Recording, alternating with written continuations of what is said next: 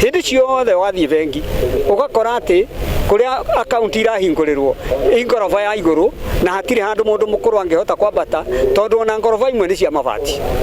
Wathie kundu kungi ugakora ati thibitari mukuru arara raini hamwe na andu aria angi na akinya haria agachanjwo mbeca atangihota kuriha.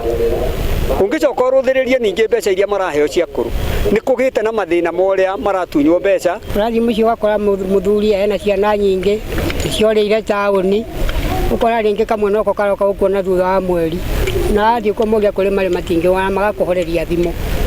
Riu ri tugaikara tuhana tatwererete mai-ini tutiri andu maratuteithia na ni tukurire na thirikari ri ndirenda gututeithia ciana iria twina cio ni cio njuru na ni iratugia muno. Andu akũrũ ni waciari itu, andu akũrũ nio maturerire, andu akũrũ nio matumite tukinye haha tukinyite na koguo ni twagirwo ni kumahe gitio tondu na ni riathani tutie aciari itu.